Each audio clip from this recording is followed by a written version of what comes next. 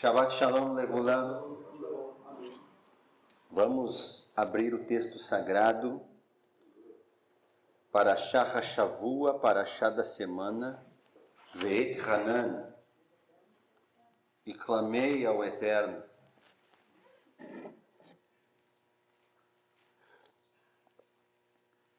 Sefer Devarim, livro do Deuteronômio, capítulo 3, verso 23.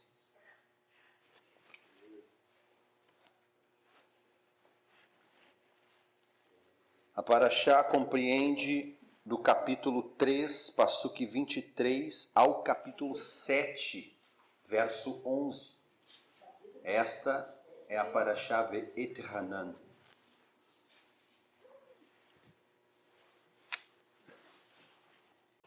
Nos diz: também nessa ocasião pedi graça ao Senhor, dizendo: ó Hashem Eloquim, já começastes a mostrar ao teu servo a tua grandeza e a tua forte mão, pois que Deus há nos céus e na terra, que possa realizar obras e feitos poderosos como os teus?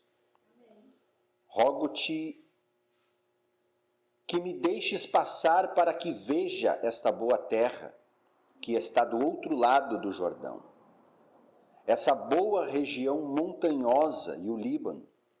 Porém, Hashem se indignou-se muito contra mim por vossa causa e não me atendeu.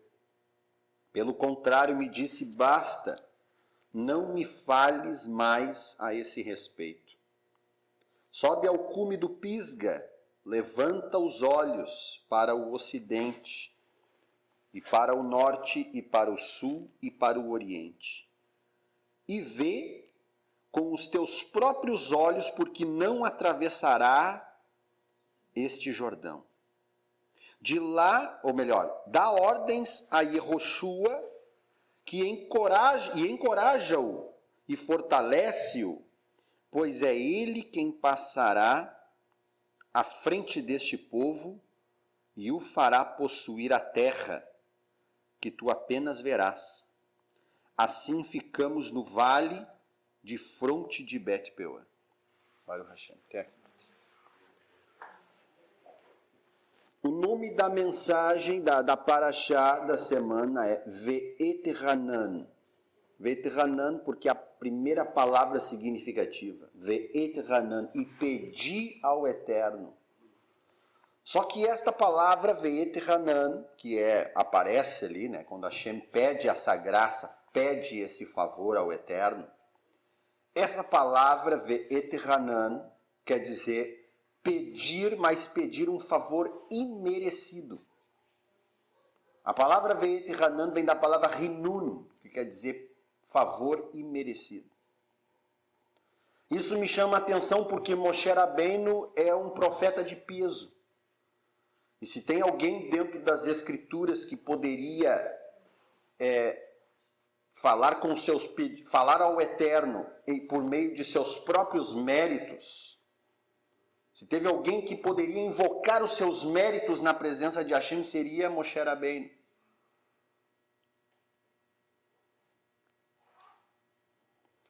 Moisés é alguém que poderia invocar os seus méritos diante do Eterno, porque ele é um profeta de peso.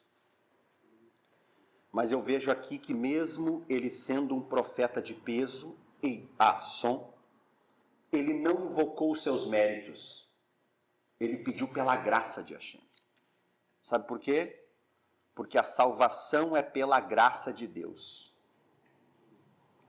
Nenhum homem é capaz de invocar os seus méritos na presença de Deus. A salvação não é por méritos. A salvação é pela graça. Rav Shaul, o apóstolo Paulo, vai falar em Efésios 2, 8 e o Passuque 10, dizendo: pois pela graça sois salvos, por meio da fé, e isso não vem de vós, é dom de Hashem, não por obras para que ninguém se glorie, pois somos feitura sua, criados em Yeshua HaMashiach para as boas obras, as quais Deus preparou de antemão para que andássemos nela. Eu vou trocar de microfone.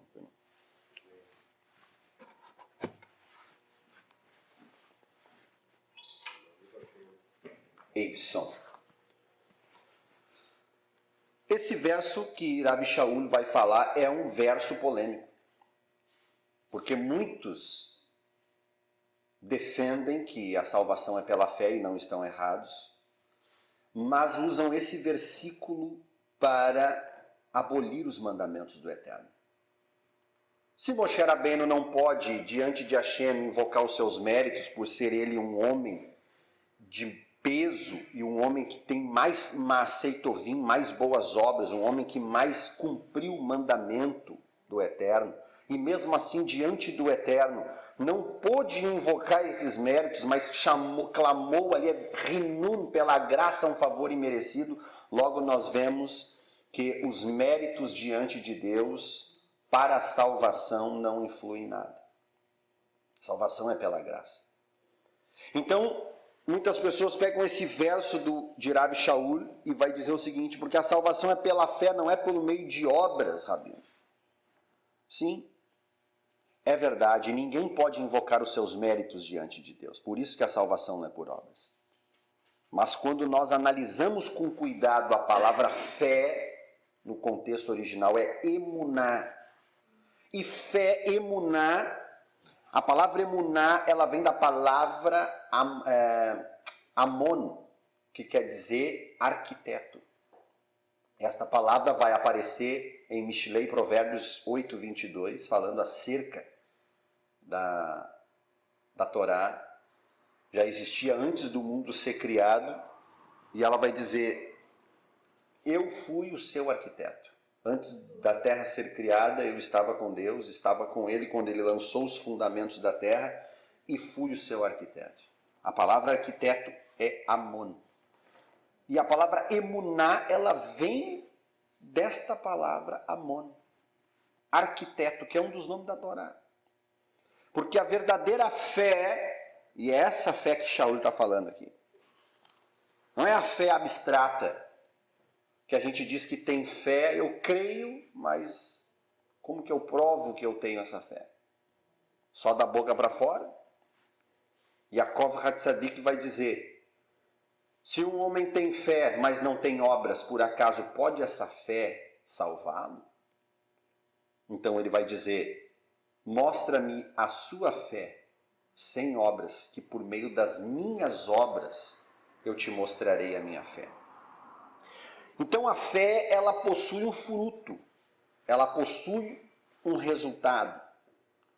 Quando nós dizemos, eu tenho fé, eu creio em Hashem, eu creio em Yeshua, essa fé ela tem que estar acompanhada, ela tem que ter um fruto. E o fruto dessa fé é a obediência.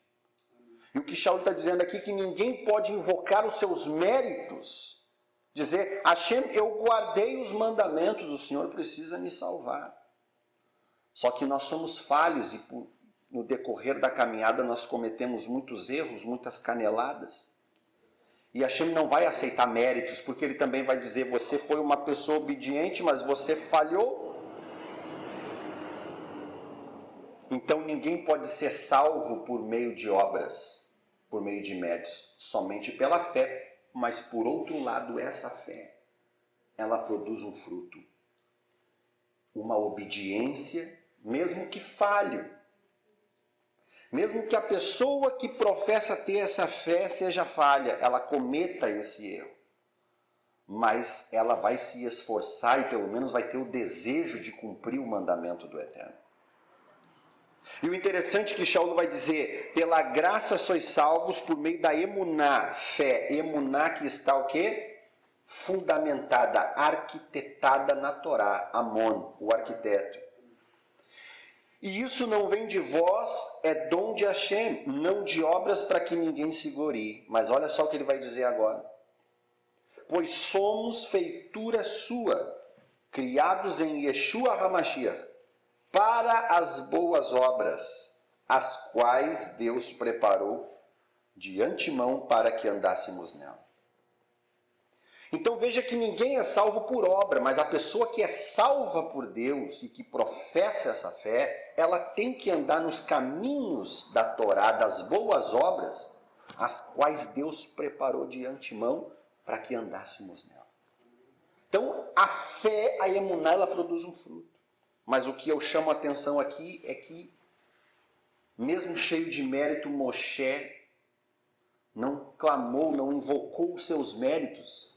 E nós vivemos num mundo onde o ser humano, mesmo professando uma fé, mesmo professando que a salvação é pela fé, pela graça de Hashem, eu já vi pregador dizer, se eu tenho crédito no céu contigo, faça isso, faça aquilo outro. E está constatado que a gente pode ter méritos, mas ninguém é salvo por méritos. É tudo pela graça de Hashem. Tudo é Ele que faz. E Moshe Rabbeinu é alguém que está clamando pela graça de Deus, embora sendo um profeta de peso. E isso me chama a atenção porque se Moisés clamou pela graça de Deus, isso significa que lá na Torá já existia a graça. Tem muita gente que acha que a graça de Hashem foi dada depois de Yeshua. Não, em Yeshua foi manifestada a graça sobre graça. Yohanan Hashaliah, o apóstolo João, ele vai falar que a lei foi dada por intermédio de Moshe, mas a graça por intermédio de Yeshua, e aí ele vai dizer assim, graça sobre graça. Por que graça sobre graça? Porque é uma graça maior, mais plena, mais eficaz. Porque na primeira aliança tínhamos graça, tínhamos. Uma vez por ano íamos lá no Beit HaMikdash, oferecia-se sacrifícios, korbanot, o sangue daquele sacrifício era aspergido e Hashem aceitava e perdoava o pecado do povo. E nós já estudamos aqui os tipos de sacrifícios, em outras parashot. Só que era uma graça que todo ano tinha que ser renovada. Em Yeshua, essa graça vai se tornar plena e não vai precisar ser renovada, porque ele vai vir e vai fazer de uma vez por todas essa graça, e agora não precisamos mais de sacrifício. Mas precisamos continuar andando nos caminhos da retidão do Eterno.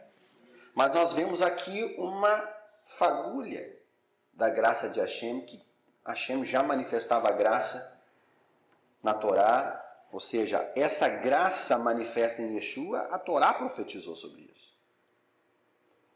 Diversas vezes Hashem manifestou graça. E o que me chama a atenção é que Hashem pede essa graça para Deus e Hashem diz não. Moshe pede essa graça para Deus e Hashem diz não. Você não entrará na terra, Moshe. E você lembra por que Deus decreta que Moshe não entraria na terra? Quem lembra? Feriu a rocha. Né? Hashem falou que era só para ele ter falado com a rocha, e ele não falou com a rocha, ele feriu a rocha. E por que Moshe feriu a rocha? Porque o povo estava pressionando Moshe.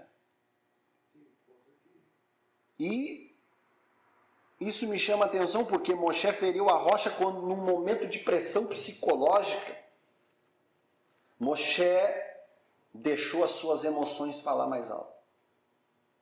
E ele feriu a rocha. Ou seja, Moshe Rabbeinu agiu pela emoção. E isso fez com que ele não entrasse na terra. Porque ele agiu pela emoção. Sabe o que eu aprendo aqui? Que a fé não pode ser emocional. A salvação é pela fé, Shaul falou. E é verdade. Mas essa fé não pode ser emocional. Quando nós deixamos as nossas emoções, quando nós servimos a Deus com as nossas emoções, é uma fé que oscila. Porque emoção é uma coisa que dá e passa. Então, de que forma que nós temos que servir a Hashem? De forma consciente, é diferente da emoção. Porque as emoções oscilam, mas quando nós temos algo na nossa consciência, quando nós temos consciência de quem é Deus e o que Ele fez por nós, as emoções podem nos arremeter de um lado para o outro, mas lá no fundo da nossa consciência nós sabemos o peso da manifestação de Hashem, do seu amor para conosco. Baruch Hashem. Essa fé, então, ela tem que estar estruturada na Torá. E como eu disse, Tiago falou que a emuná sem Maasei Tovim, sem obras, a fé sem obras, ela é morta. Ela tem que estar acompanhada. Para, de fato, nós dissermos o quê? A minha fé é uma fé concreta. Porque ela produz um fruto, e esse fruto é obediência. Mateus 3,8, Matitiarro 3,8, João Batista, Yohanan Ramatibil, vai dizer: produzir frutos dignos de techuvá, de arrependimento. Qual é o fruto do arrependimento? O que prova que eu realmente me arrependi perante Hashem? Significa que antes de eu ter contato com as coisas de Hashem, usando um exemplo, eu vivia na idolatria, ou melhor, vamos usar um terceiro como exemplo, vou usar eu como exemplo. Uma pessoa vivia na idolatria, vivia quebrando as leis do Eterno por não conhecer as leis do Eterno. Aí então vem a mensagem, Yeshua é o Cordeiro de Hashem, teus pecados foram lançados no mar de esquecimento, se você é crer, você então é perdoado, remido por Hashem. E a pessoa diz, eu creio, eu aceito. Eu me arrependo da vida passada, antes, daqui para trás. Vida passada que eu digo é daqui para trás, não é outras vidas. Eu me arrependo da forma como eu agia. E agora, em Yeshua, eu me arrependo, eu aceito. Só que esse arrependimento não pode ser da boca para fora. Porque tem gente que... Por que eu estou falando isso? Porque tem gente que se converte a Hashem, faz uma techuvá, um arrependimento, mas quer continuar vivendo da mesma forma que vivia antes. Essa pessoa se arrependeu de verdade? Não. Os nossos sábios contam uma história. Uma mulher,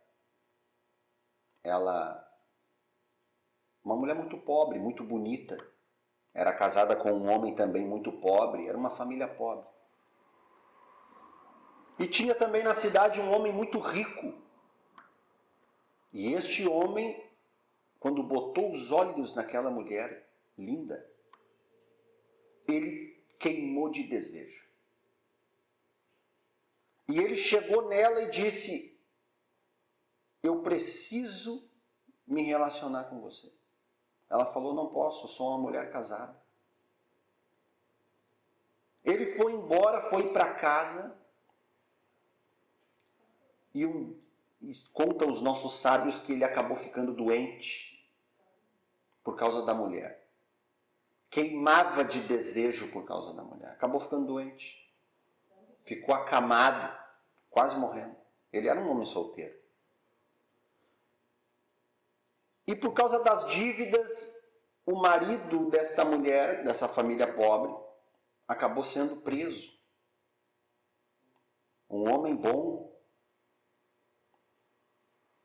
E essa mulher precisava arrumar dinheiro para tirar o seu marido da prisão.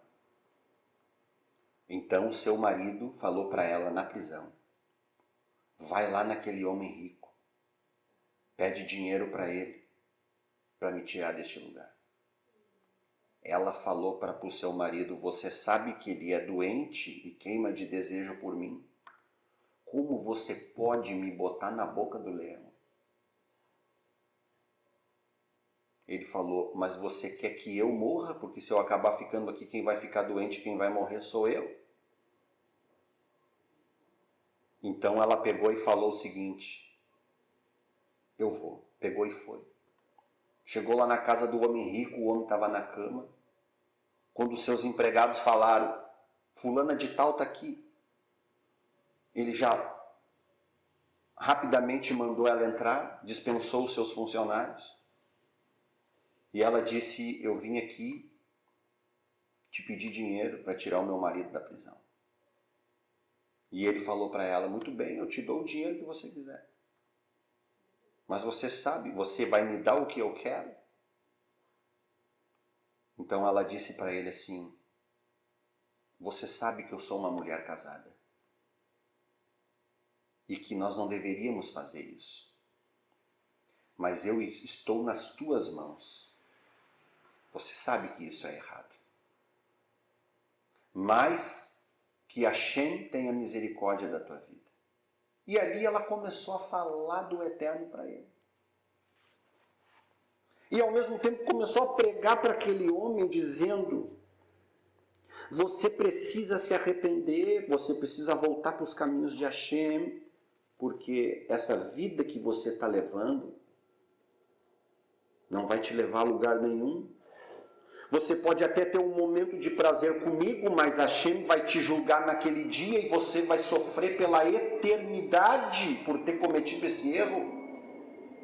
E ela começou a pregar para ele e a presença divina se fez presente naquele lugar, os nossos sábios contam. É uma história verídica. E aquele homem, um mulherengo, conhecido como mulherengo na cidade, ele se arrependeu. E ele falou para ela, eu vou te dar o dinheiro, vai lá e tira o teu marido. E ele orou, chorou, pediu perdão para Deus e se arrependeu de ter levado uma vida como um homem mulherengo. A mulher foi, tirou o marido, pagou, tirou o marido da prisão. O marido perguntou para a mulher, como você conseguiu dinheiro tão rápido? E ela falou, falei com ele, ele me deu dinheiro. E o marido perguntou, ele não se deitou contigo? Ele não tocou em ti? Ela falou, não tocou nem um dedo em mim. Obviamente o marido não acreditou nela. O marido ficou triste, levou diante dos rabinos, os rabinos investigaram a situação e não tinha como provar se ela era inocente ou era culpada. Mas os nossos sábios dizem que o tempo passou e está andando na rua um grande tzadik do nosso povo chamado Rabi Akiva. E quando ele está andando na rua, está passando numa carroça um homem que era ele, o mulherengo. Está passando numa carroça e o grande tzadik Rabi Akiva, o grande mestre, olhou para o rosto dele estava resplandecendo. Rabi Akiva falou para os seus discípulos, você viu o rosto daquele homem? Como resplandecia? Os discípulos falaram, eu não vi, não cheguei a ver, porque não é qualquer um que enxerga essas coisas. E aí então, Rabi Akiva conversou com aquele homem, e aquele homem começou a ir na Kehilá, na sinagoga de Rabi Akiva, começou a estudar a Torá, começou a se envolver com as coisas do Eterno, começou a se elevar espiritualmente. Um dia, Rabi Akiva perguntou para ele, por que o teu rosto está resplandecendo? Me conta o que aconteceu. E aquele homem contou a história. A mulher do fulano foi lá, eu estava doente. Ela pregou para mim, eu me arrependi e voltei para os caminhos de Hashem. Ele falou, você resistiu o pecado e se arrependeu da vida que levava. Agora está explicado porque o teu rosto está resplandecendo. Quando estão no meio do serviço da Torá, quem é que entra? O marido da mulher. Quando entrou, viu o mulherengo, o ex-mulherengo, explanando a Torá na Bimá, com o seu rosto resplandecendo.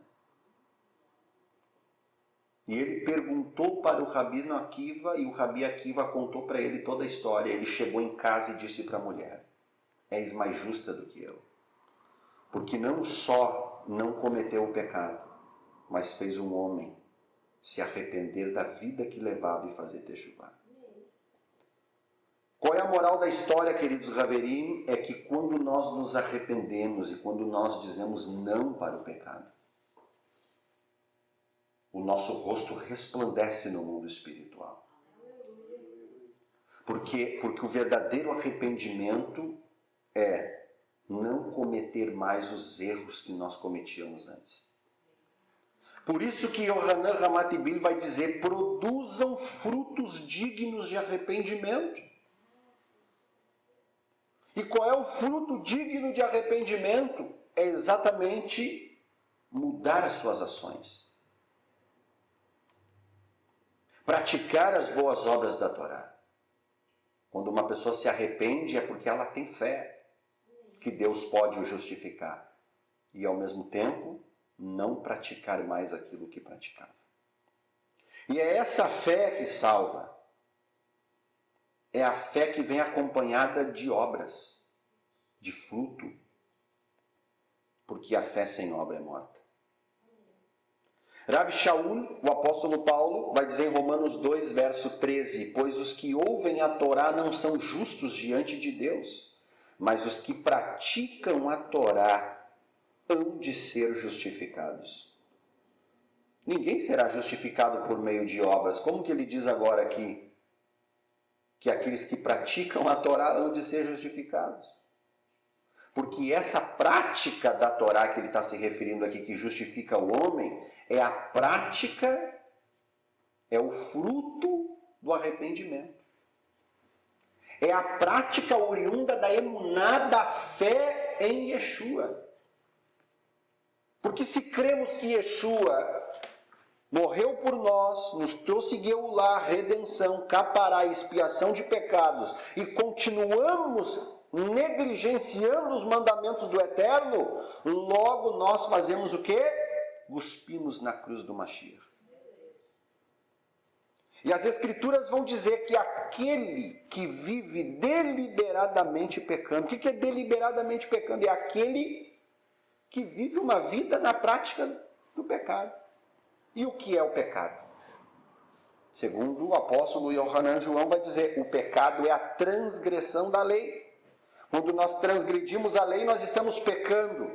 Então, se nós levamos uma vida deliberadamente em pecado, as Escrituras vai dizer, não resta mais sacrifício. Visto que crucificaram novamente o Filho de Hashem.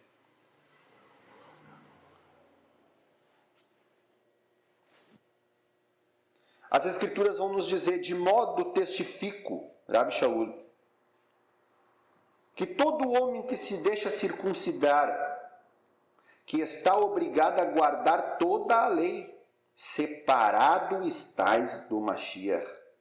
Vós, os que se justificais pela lei, da graça tendes caído. Então tu vê que Shaul começa, uma hora ele fala uma coisa, outra hora ele fala outra. Como nós resolvermos isso? Simples. Na época do apóstolo Paulo, Shaul, havia um grupo de judeus que chegava nos gentios e diziam, se vocês querem ser salvos, vocês devem se circuncidar. E Shaul vai dizer que o gentil não precisa se circuncidar, basta crer em Yeshua, fazer tevilá, que é o batismo, que segundo as Escrituras, o batismo, a tevilá, é a circuncisão de Mashiach. Colossenses 2 vai dizer sobre isso. Ou seja, não precisa cortar o prepúcio. Os gentios não precisam. Mas eles ficavam o que? Dizendo que para você ser salvo, para você ter acesso à salvação em Yeshua, você tem que se converter ao judaísmo. E Shaul vai dizer que isso não é verdade. Que só a obediência aos mandamentos de Hashem já te faz um judeu, parte do povo de Israel. Quando você obedece os mandamentos pela fé em Yeshua. Ele vai dizer então, testifico que todo aquele que deixa se circuncidar, ou seja, que quer se justificar por meio de circuncisão, aí ele vai dizer, está obrigado a guardar toda a lei. O que ele está querendo dizer com isso? Que eu não vou poder mais me justificar através do sacrifício de Mashiach, mas eu vou ter que me justificar pelos meus méritos, e aí que está o problema. Porque ninguém consegue guardar a Torá 100%. Então, já que, um exemplo, se eu quiser me justificar por meio das minhas obras, por meio de meus méritos, eu vou ter que guardar toda a Torá. e não vou poder nunca mais pecar, para mim poder chegar diante de Deus e falar assim, ó, eu não pequei nenhum mandamento. Isso é muito arriscado. Impossível. Então, por isso que Shaul vai falar aqui, que aquele que se deixa se circuncidar, que quer se justificar pela lei, vai ter que guardar toda a lei, não vai poder pecar mais. E aí da graça tem descaído. E aí ele vai dizer, separado estáis do Mashiach. Vós que vos justificais pela lei, por quê? Porque se eu tentar me justificar pela lei, Mashiach, Yeshua, não serviu de nada. Mas se eu me justificar pelo Mashiach, também não posso abrir mão da Torá. Não posso viver deliberadamente pecando, exatamente. A Torá, a fé e a Torá andam de mão dadas, juntas, perfeito. É ela que mostra o fruto do meu arrependimento, da minha obediência e do meu amor a Yeshua. Como guardar toda a lei? O que é pecado? Mashiach é ministro do pecado? 3 perguntas. Shaul vai fazer essa pergunta. Por acaso Mashiach Yeshua é ministro do pecado? Se eu me justificar pelo que Mashiach fez por mim, no madeiro, e viver uma vida sem cumprir os mandamentos de Deus, e falar, não, mas Yeshua aboliu isso. Logo eu estou fazendo Yeshua ministro do pecado. Por quê? Porque eu vou estar vivendo uma vida na prática a desobediência aos mandamentos de Hashem, e para justificar a minha desobediência eu vou dizer, não, Yeshua aboliu, logo Yeshua vai ser ministro do pecado. É isso que Shaul faz uma pergunta. Por acaso Yeshua é ministro do pecado? Ele vai dizer, de maneira nenhuma. Mas eu conheci o pecado por intermédio da lei, da Torá. Moshe implorou a misericórdia, a graça de Hashem, porque ele entendeu que pelos méritos nenhum homem pode ser salvo. Embora obedecer os mandamentos, por que nenhum homem será salvo por meio de seus méritos? Por quê? Porque obedecer a Torá não é qualidade, é obrigação. Shlomo HaMelech, o rei Salomão, vai dizer em Kohelet, Eclesiastes, ele vai dizer, guarda os mandamentos de Deus, porque esse é o dever de todo homem. É nosso dever, é obrigação nossa guardar os mandamentos. Se nós cremos no que Yeshua fez por nós, nós temos uma obrigação ainda maior de guardar. Para quê? Não desonrar aquilo que Deus fez por nós. Nós guardamos a Torá não para ser salvo, mas porque nós somos salvos, por aquilo que Yeshua fez por nós. Em gratidão, é uma forma de quê? Agradá-lo. Agradá-lo. Baruch Hashem. Moshe clama pela graça de Hashem, porque ele quer entrar na terra prometida. Ele quer entrar na promessa, ele não quer ficar de fora. Se eu fizesse uma pergunta agora, quem aqui quer ficar de fora da promessa? Eu sei que ninguém levantaria a mão. Não foi diferente de Moisés, ele clama porque ele quer entrar, mas Hashem diz não. Basta, Moshe, não fala mais sobre esse assunto. Olha só, é duro ouvir isso. Imagine você ficar ali incomodando, segundo os nossos sábios, mais de 500 vezes. É que o texto não vai relatar, mas foi mais de 500 vezes que Moshe ficou insistindo com Hashem.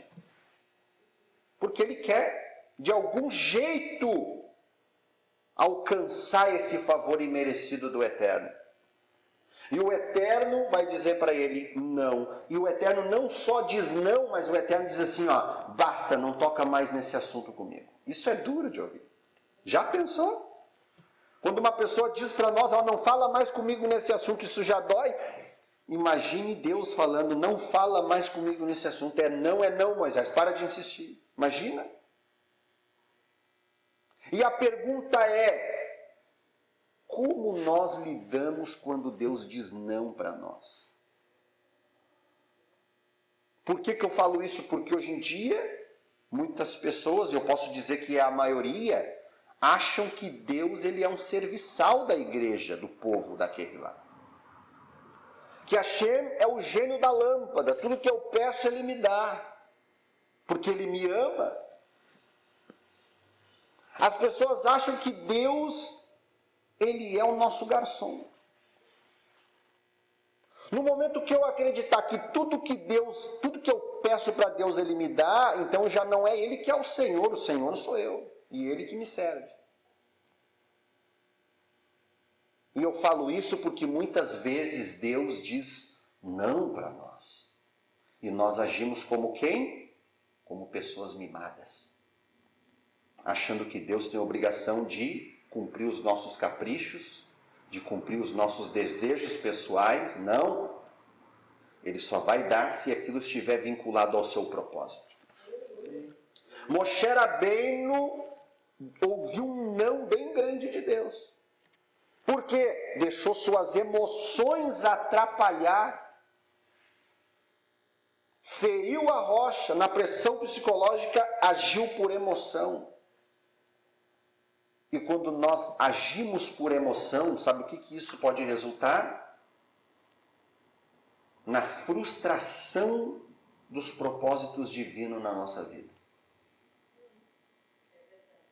Outra pessoa que ouviu um não bem grande de Deus foi Davi Hameler, o rei Davi. Hashem vai dizer, 1 Crônicas 22:8, porém a mim me veio a palavra de Hashem dizendo, tu derramastes muito sangue em abundância e fizestes grandes guerras. Não edificarás casa ao meu nome, porquanto muito sangue tens derramado na terra, na minha presença.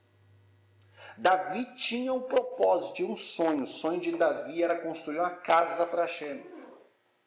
Beit Hamikdash. Hashem vai dizer para ele, não, tu não vai construir nada. Imagina.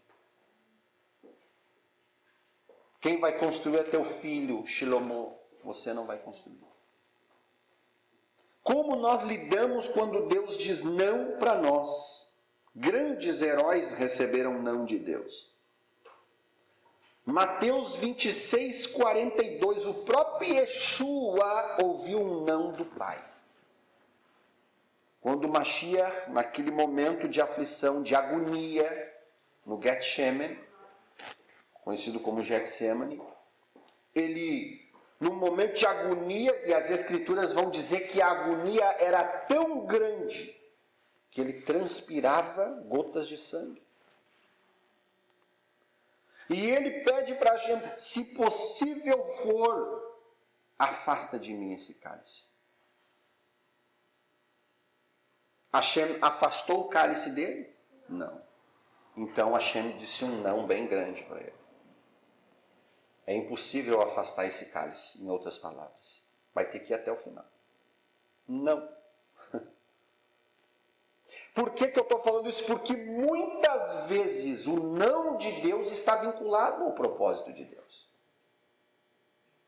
Às vezes nós encaramos o não de Deus como algo ruim. Mas muitas vezes o não de Deus é para o nosso bem, é algo bom e nós temos que saber lidar com isso. Talvez a gente não entenda porque ele disse não, mas nós temos que confiar, é assim mesmo, não precisamos entender, mas precisamos confiar que o não dele é para o nosso bem. Dois exemplos que você está falando aí, eu fiz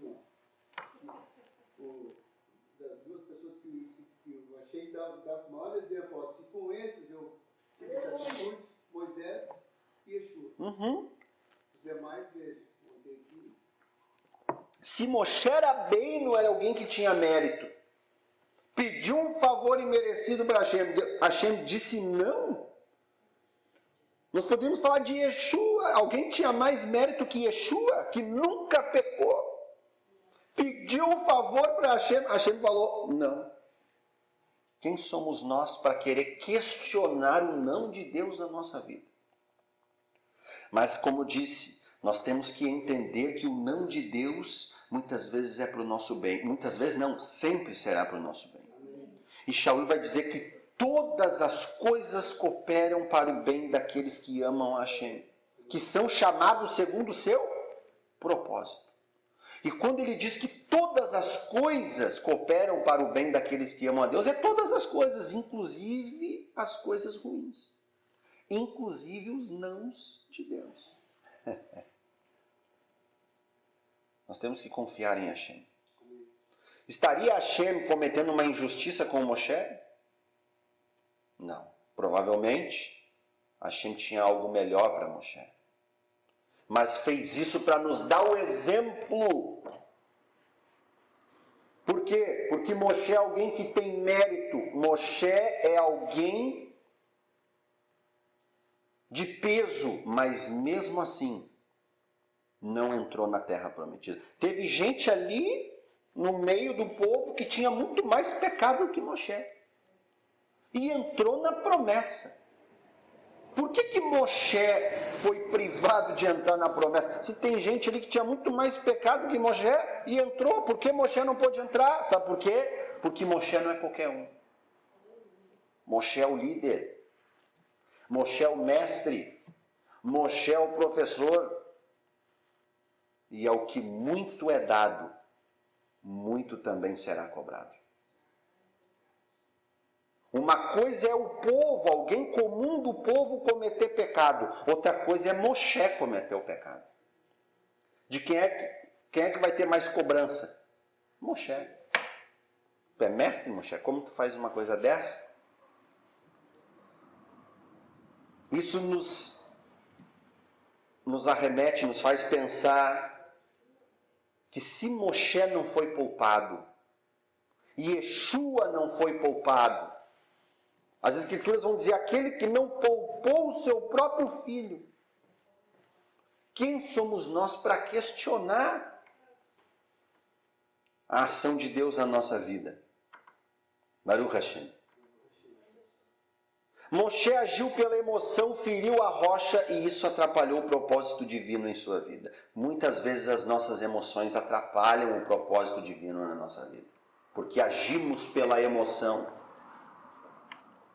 Deuteronômio 34, passuque 4, diz: Disse-lhe Hashem, esta é a terra que sob juramento prometi a Abraão, a Isaque e a Jacó, dizendo, a tua descendência darei, eu te faço vê-la com os próprios olhos, porém não irás para lá. Sabe o que eu aprendo aqui? Que quem age pela emoção vê a promessa, vê as pessoas alcançando a promessa, mas ele mesmo não alcança a promessa. Porque é uma pessoa que age por emoção.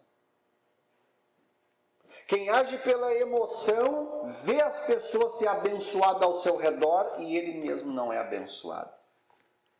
O que é mais pior é ver a promessa se cumprir na vida das pessoas e ela mesma não vive a promessa de Hashem. Estamos falando de um homem de envergadura, Moshe Rabbeinu. Mas também pode ser interpretado de outra forma. Esse não de Deus. Aqui nós estamos tentando decifrar o não de Deus para Moshe. Existe uma outra interpretação para esse não de Hashem. E esse não de Hashem pode significar outra coisa. Sabe o que pode significar? Que Moshe é o homem que tem mais mérito e o povo já não tem tanto mérito. Moshe, que é um homem de méritos, foi privado de entrar na promessa para que aqueles que não têm tantos méritos pudessem entrar. Olha só. Conseguiram entender? Para que aqueles que não tivessem mérito pudessem entrar, Moshe, que é um homem de mérito, teve que ser privado. Sabe por que eu estou falando isso? E isso é verídico? Porque isso aconteceu com Yeshua. Pois é, na relação... Yeshua é alguém que foi privado de muitas coisas para que nós pudéssemos alcançar as promessas de Deus. Ele teve que abrir mão da sua vida, experimentar a morte, para que nós pudéssemos entrar na promessa de Deus. Ou seja, o tribunal que nós chamamos de Diná, que é o atributo de justiça divina. Quando alguém peca, quando uma geração peca demais, isso está no livro Derech Hashem, do grande rabino Haim Luzzatto. É um pensamento ortodoxo que tem muito a ver com a Brit Hadashah, com o Novo Testamento. Ele diz que quando uma geração inteira comete pecado demais, o tribunal da severidade de Hashem, ele cobra a justiça dessa geração que está cometendo pecado. Mas a misericórdia de Hashem vai tentar, obviamente, interceder por essa geração. É uma balança, é um equilíbrio, é um julgamento. Mas o atributo divino da severidade, ele não tem jeito. Ele quer ser saciado, ele quer justiça. Então, o que a misericórdia de Hashem faz para aquela geração poder ser salva? Ele pega os justos que não têm pecado, ou melhor, até têm pecado, mas não têm tantos pecados quanto aqueles que vivem na prática, na promiscuidade. Pega os tzadikim, os justos da geração, e morre, mata eles. Para quê? Para que o atributo de justiça divino possa ser saciado. E o atributo divino vai dizer o seguinte: pessoas que não mereciam morreram no lugar dos que mereciam. Embora sendo poucos, saciou a sede de justiça do atributo divino.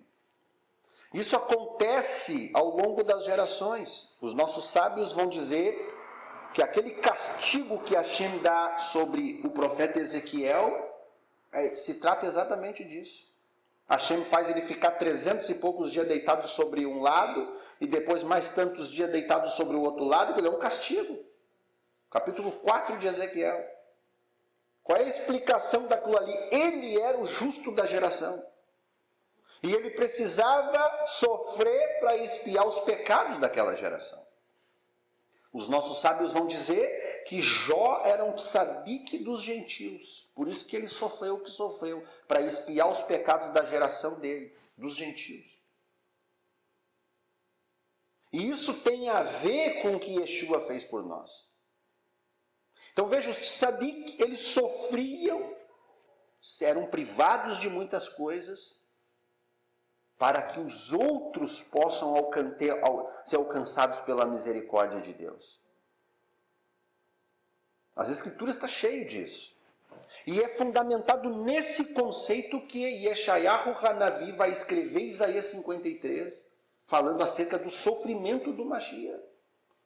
Só que o Mashiach é o grande tzadik, é o maior justo de todos, e sofreu o que nenhum deles sofreu. Para quê? Para justificar não só a geração dele, mas todas as gerações desde Adão até a consumação dos séculos. Ele é o tzadik que pagou pelos pecados do povo, da humanidade. E ele, assim como Moshe, foi privado de muitas coisas para saciar o atributo de justiça divina, para que a misericórdia de Hashem pudesse ter nos alcançado. Esse pensamento é um pensamento judaico. Porque existem rabinos que dizem que Hashem não aceita sacrifício humano, e isso está na Torá, que seria impossível Yeshua morrer pelos pecados de alguém, que isso é cristianismo, que isso aí não tem nada a ver com o judaísmo, com o contexto bíblico, que isso não está escrito nas Escrituras, que o profeta Isaías não está mencionando acerca de sofrimento de Mashiach, qual é o sofrimento do povo de Israel. Tem muitos que tentam distorcer isso. Mas para aqueles que têm um compromisso mais profundo nas Escrituras e que conhecem os atributos divinos, sabe o conceito de expiação na morte dos tzadikim, dos justos. Isso aconteceu ao longo da história de Israel. E aconteceu de uma vez por todas, através de Yeshua, o nosso Mashiach. O próprio Moshe vai trazer esse conceito quando ele intercede pelo povo de Israel ao pecar o bezerro de ouro. Moshe vai dizer para Hashem: risca o meu nome do livro da vida, mas tenha misericórdia dessa geração. Ele mesmo, como um grande tzadik, ele quer abrir mão da sua salvação para que o povo de Israel possa ser salvo. Isso é um conceito de expiação pela morte dos justos, dos tzadik.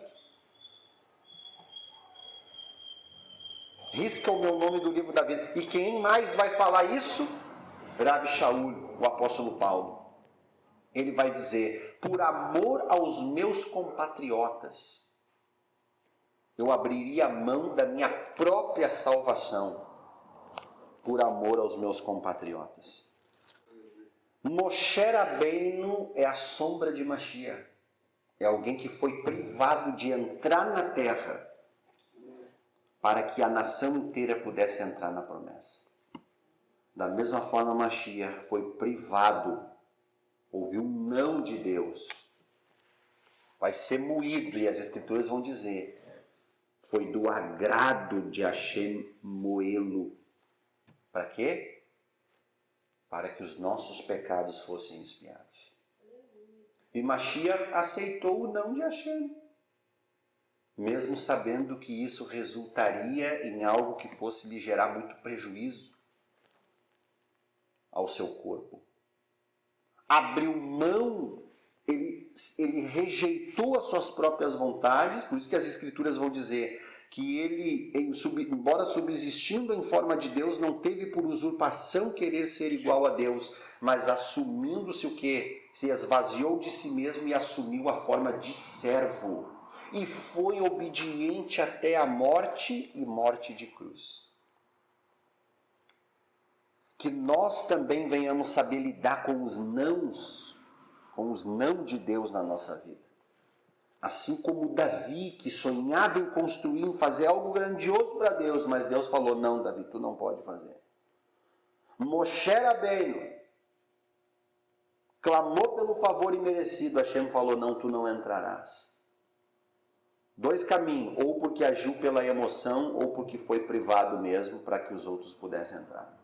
E da mesma forma, Yeshua também ouviu um não de Deus. Para quê? Para que nós pudéssemos alcançar a promessa. Baruch Hashem, vamos nos colocar de pé.